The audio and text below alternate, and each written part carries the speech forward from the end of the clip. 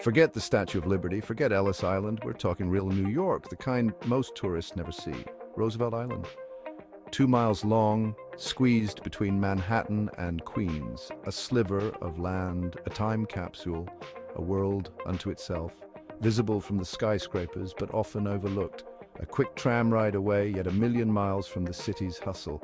This ain't your typical tourist trap. This is where New Yorkers go to escape New York. Intrigued?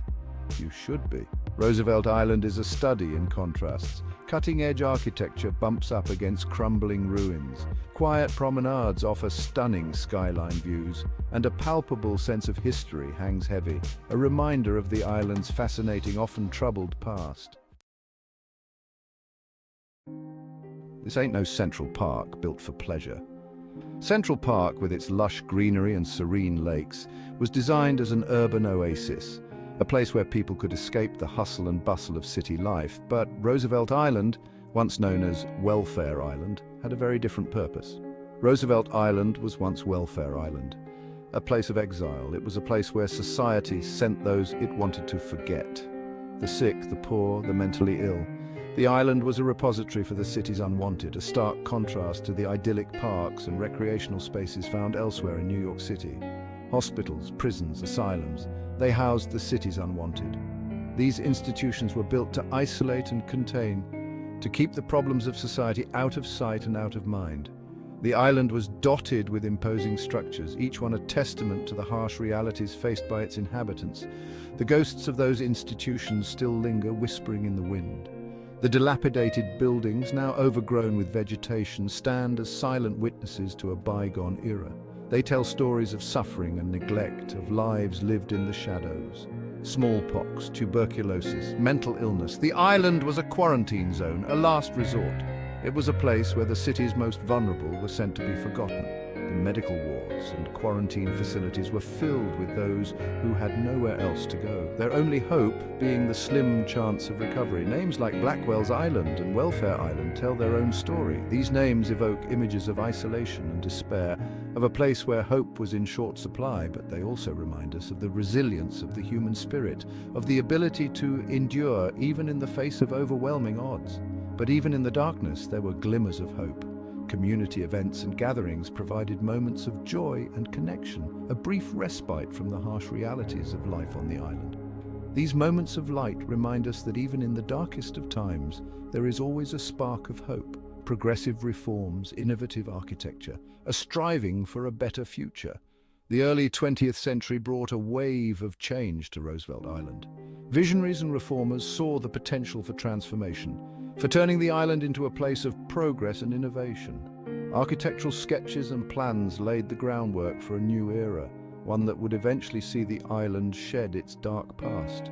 Today, the island bears the scars of that past, but it's also a testament to resilience. The modern landscape of Roosevelt Island is a blend of old and new, with historical buildings standing alongside contemporary structures. This juxtaposition serves as a reminder of the island's journey from a place of exile to a thriving community. Modern apartment buildings rise where institutions once stood. These new residential complexes are a symbol of the island's transformation, of its ability to reinvent itself. They provide homes for a diverse community, a far cry from the isolation and despair that once defined the island.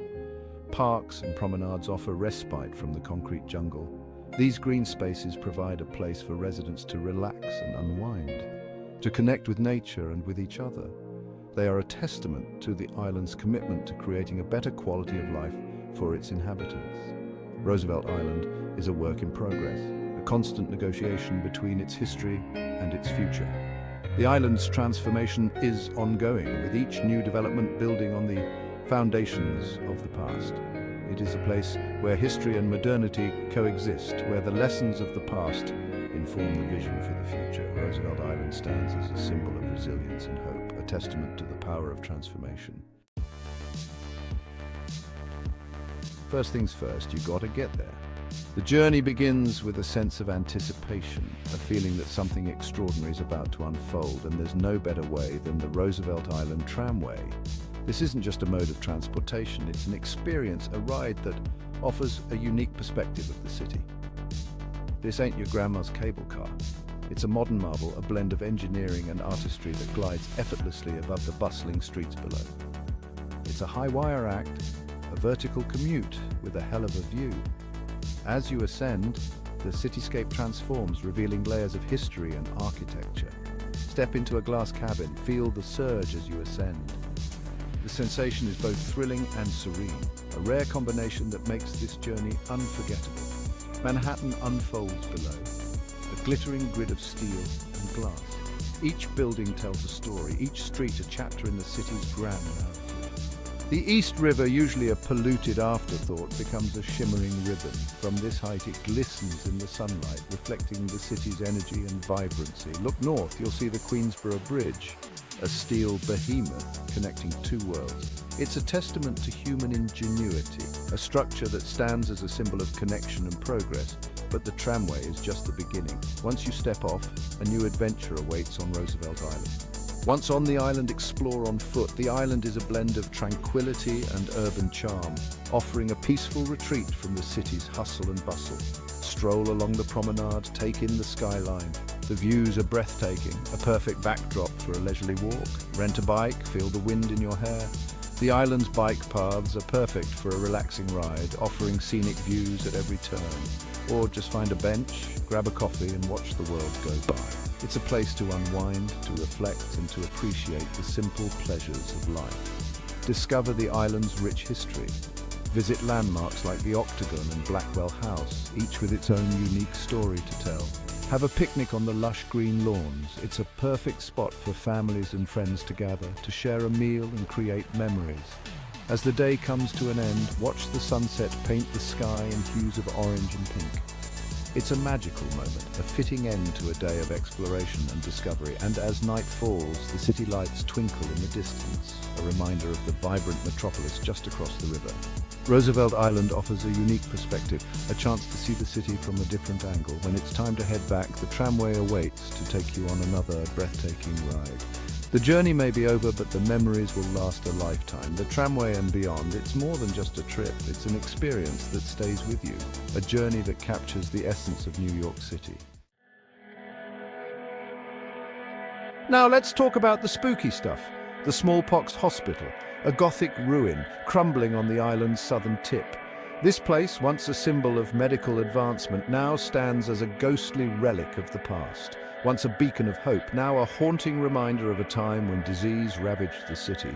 The hospital was built in 1856, designed by the renowned architect James Renwick Jr., who also designed St. Patrick's Cathedral.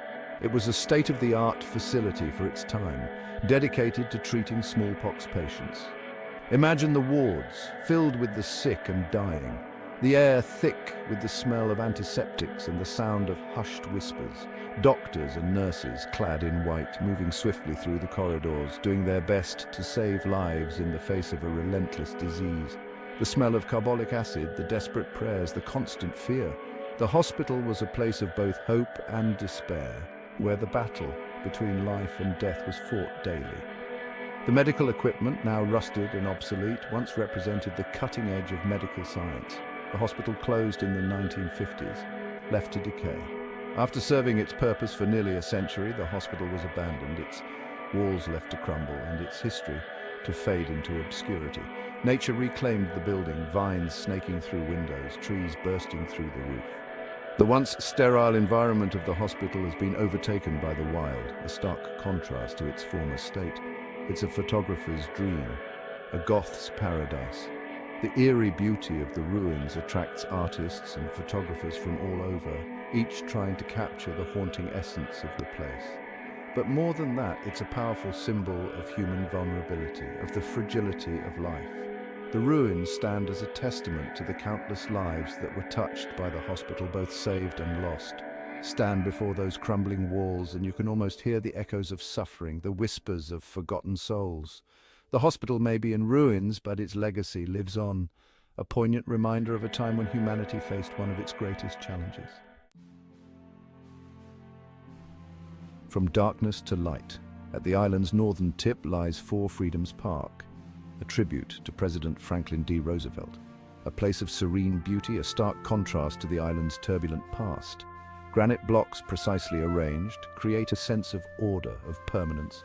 Walk the long promenade lined with Roosevelt's words etched in stone. Freedom of speech, freedom of worship, freedom from want, freedom from fear. Ideals as relevant today as they were in FDR's time. The park juts out into the East River, offering unparalleled views of the Manhattan skyline. It's a place for reflection, for contemplation, for remembering the values that define America. A fitting tribute to a president who led the nation through its darkest hour. Roosevelt Island ain't your typical New York neighborhood. It's got quirks, see? Like a time capsule of forgotten technology. Take the pneumatic tubes, for instance. Back in the day, these babies whisked mail and supplies across the river. Now they're just rusty relics, visible in some buildings. A reminder of a time when progress meant shooting things through tubes. Hey, it was the future once. And speaking of the future, check out the island's public art. Sculptures dot the landscape, adding a touch of whimsy to the urban environment. Giant red numbers spell out 1, 2, 3. A metal helix spirals towards the sky. Art you can trip over, art you can climb on. Only in New York, kids.